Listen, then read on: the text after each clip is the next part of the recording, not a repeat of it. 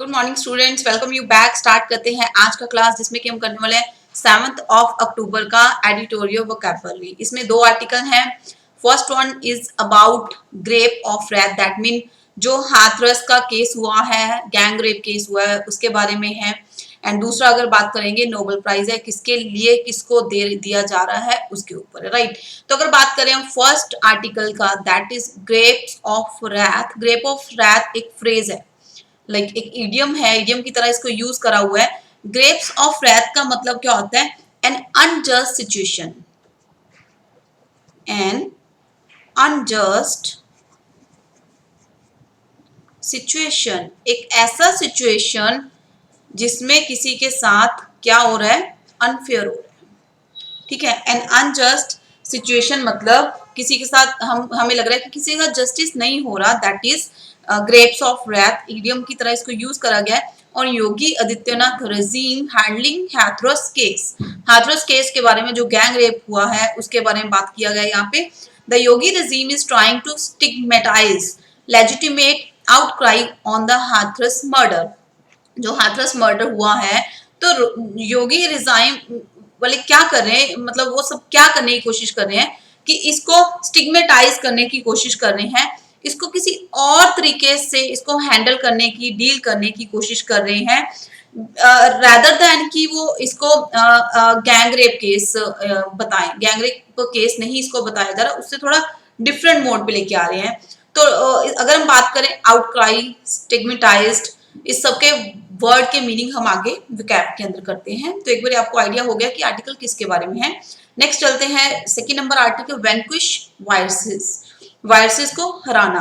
वैंक्विशिंग का मतलब क्या होता है? डिफीट करना, किसी को हरा देना। दैट मीन्स किसी को मतलब बिल्कुल एंड कर देना, किसी को डिफीट कर देना, दैट इज डिफीट। क्लियर?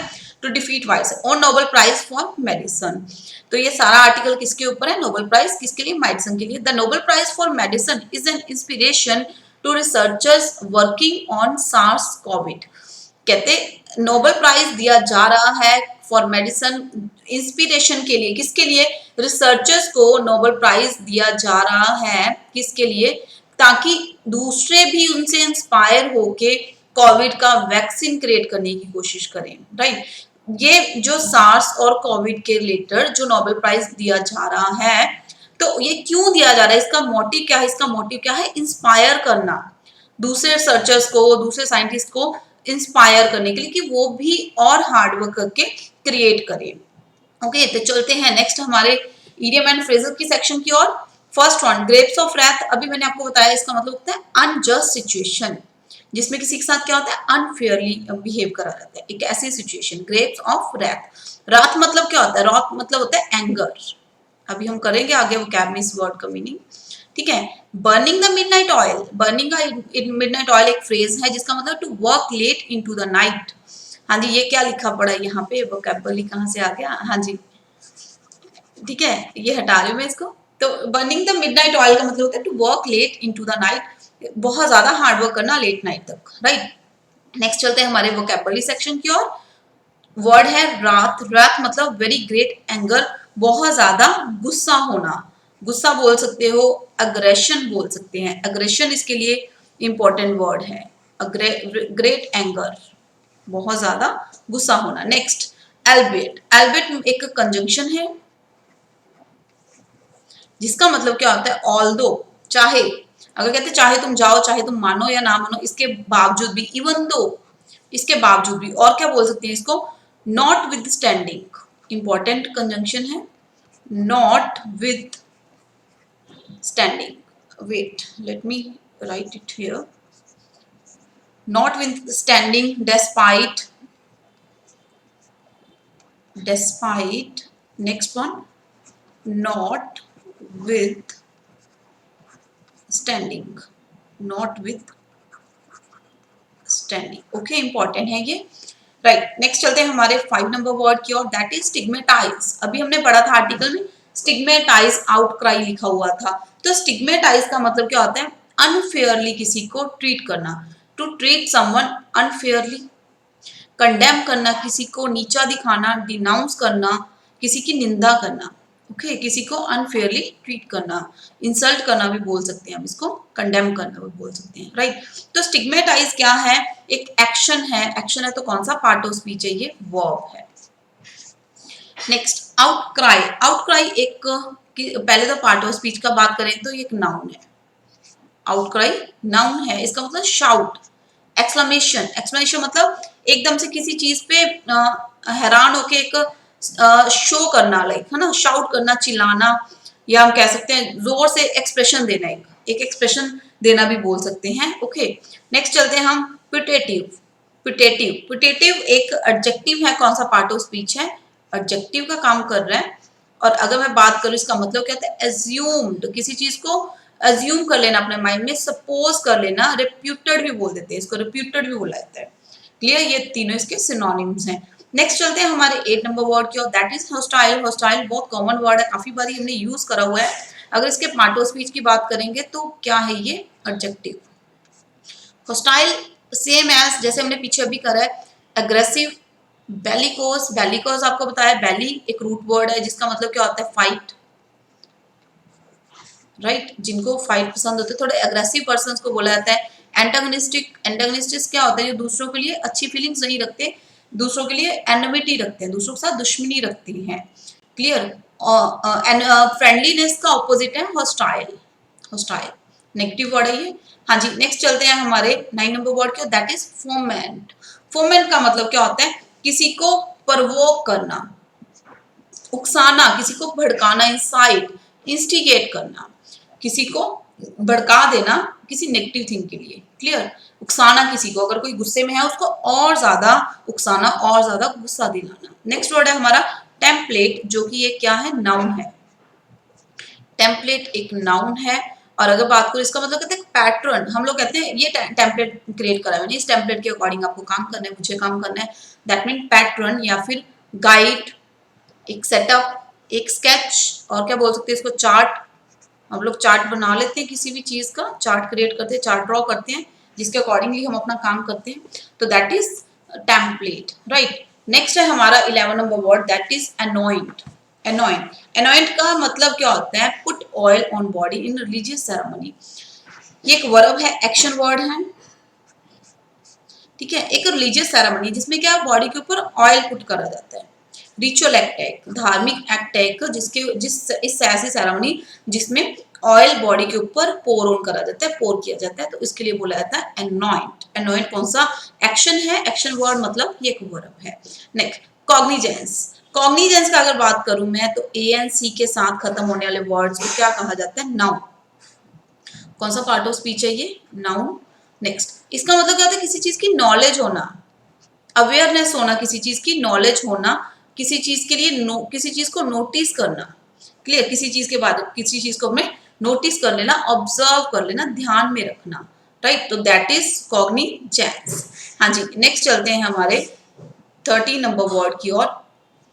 हाँ जी, फोब ऑफ, फोब ऑफ काफी इंपॉर्टेंट फ्रेजल वर्ब है।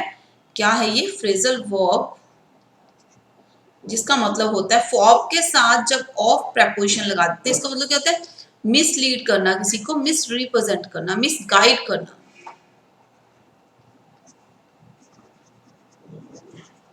मिस गाइड कर देना, लाइक किसी को हमें लगता है कि सेटिस्फाई करना कुछ इंफीरियर चीज देके, ठीक है, कुछ गलत चीज, कोई यूजलेस चीज उसको दिखा के या दे के उसको क्या करते हैं ना, उसको मना लेना, सेटिस्फाई करना, that is mislead, that is miss represent करना। ओके नेक्स्ट चलते हैं हमारे वर्ड की ओर, दैट इज कन्फाउंड। कन्फाउंड, अगर मैं बात करूं कन्फाउंड का, कन्फाउंड एक वर्ब है जिसका मतलब होता है to confuse and surprise, to confuse and surprise somebody, astonish, someday नहीं समबडी करे हो यहाँ पे, समबडी, किसी को कंफ्यूज कर देना, किसी को सरप्राइज कर देना, किसी को हैरान कर देना, एस्टोनिश, और क्या बोल सकते हैं इसको, अमेज, राइट, ठीक है। तो चलो नेक्स्ट चलते हैं 15 नंबर वर्ड की, that is tremendous. Part of speech की अगर बात करोगे, ओ यू एस के साथ खत्म होने वाले वर्ड्स क्या होते हैं, एडजेक्टिव। कौन सा पार्ट ऑफ स्पीच है, दैट इज एडजेक्टिव। ट्रिमेंडस मतलब वेरी लार्ज, ह्यूज, वास्ट, बहुत ज्यादा, वेरी ग्रेट बोल सकते हो, बहुत बड़ा, ह्यूज, वास्ट, वेरी ग्रेट। विशाल बोल सकते हो जिसको, विशाल, हिंदी में हम क्या बोल सकते हैं इसको, विशाल। क्लियर? चलो नेक्स्ट चलते हैं हमारे वर्ड की ओर, that is ransom. Ransom word कौन सा पार्ट ऑफ स्पीच है? एक नाउन है, और अगर इसका बात करूं पेमेंट, पेमेंट या फिर पे ऑफ करना किसी चीज के लिए। और अगर मैं इसका रैंसम का बात करूं, एक पैसा, फिरौती बोलते हैं ना, यू नो फिरौती, हिंदी में इसको क्या बोला जाता है? फिरौती। एक पैसा देना, द मनी दैट इज, यहाँ पे लिख सकते हैं हम लोग, the money that is paid, जो पे किया जाता है, that is paid to free somebody, free somebody, फिरौती देते हैं ना, रिश्वत देते हैं, दैट इज किसी को रिहा करने के लिए जो पैसा दिया है, दैट इज रैंसम। नेक्स्ट है हमारा 17 number word, that is Discord. Discord, अगर मैं बात करूं डिस्कॉर्ड का मतलब कहता है डिसएग्रीमेंट। अकॉर्ड मतलब होता है सहमति होना, किसी के अकॉर्डिंग चलना, अकॉर्ड इसका ऑपोजिट है, अकॉर्ड मतलब किसी के अकॉर्डिंग चलना, डिस्कॉर्ड मतलब डिसएग्रीमेंट, डिसहार्मनी। हार्मनी का मतलब क्या होता है? तालमेल होना, उसमें कनेक्शन होना। डिस अगर वर्ड लगा देंगे तो नेगेटिव वर्ड बन जाएगा कि तालमेल नहीं होना। And okay, what is this, ये यहाँ पे नहीं आने वाला, ये ऊपर अपन लिखा हुआ है, that is the money pad, ये नहीं आएगा, राइट, ये यहाँ पे काट दो, ऊपर का वर्ड है रैंसम का, ये हमने अभी करा है तो इसको हटा देते हैं हम, ठीक है।